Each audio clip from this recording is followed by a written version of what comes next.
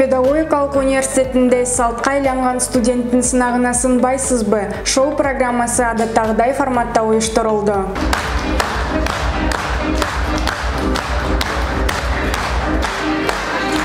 Бул ирет студенттер белгилүү педагог, учурда Маариф билим берүү комплексинин директору Кыялбек Ахматов менен маек курушту. Иш-чара колледждин башталгыч класстардын педагогикасы жана мамлекеттик тил кафедрасы тарабынан студенттердин дүйнө таанымын кеңейтүү, белгилүү инсандардан мотивация алуу, шыктануу максатында уюштурулду.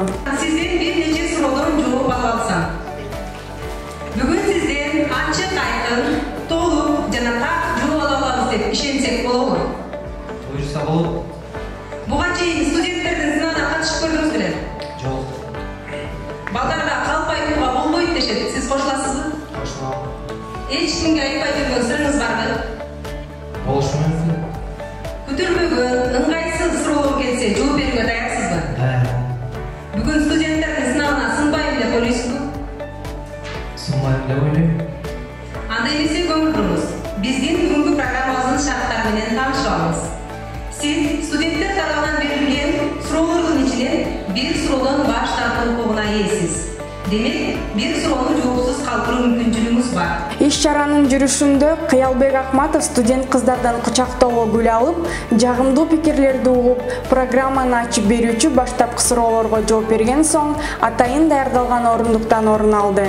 Аны улай каарман тууралуу даярдалган слайд көрсөтүлүп, суроо жооп менен уланды. Мында студенттер каарманды таануу, аны адамдык сапаттары, үй бүлөсү, жеке ойлору жөнүндө кызыктар болуп түн болбостон, Ахматовдун катылган таланттарына да күбө болушту.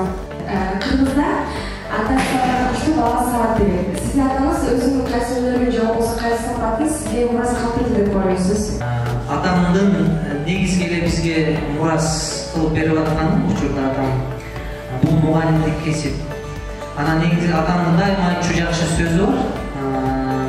Тоолор урап, түз айланып кетсе да, көлдөр соолуп, чөл айланып кетсе да, мен адамдык касиеттин кулумун дейт. Атамдан алган биздин негизги мурасыбыз касиеттин кулу болуу, адамдык касиеттин кулу болуу, адамгерчиликти туудуу. Атадан бизге бир туугандарына жалпы ошол мурас калып атат деп ойлойбуз. Бүгүнкү иш-чара абдан мен үчүн күтүлбөгөндөй сезимдерди жаратты. Студенттин сынагынан сынбайсыңбы деген иш-чарага мен биринчи жолу катышышым. Абдан толкундадым, сүрдөдүм. Ушунча канча мугалимдерди тренинг өтүп жүрсөм дагы студенттердин суроолорунан. Анан мени балалык дүйнөгө кайра жетеледи. Окуучулук мезгилге, студенттик мезгилге көптөгөн бир баштан өткөн окуялардын баарын эске түшүрдү. Албетте, кээ бир суроолорго жооп бериш кыйын болду.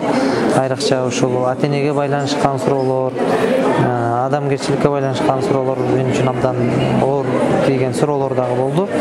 Анан эми сындым деп ойлобойм, алдымдын жетишинче чын дилимден жооп берүүгө аракет жасадым. Мен үчүн башкача сезимдерди тартуулады.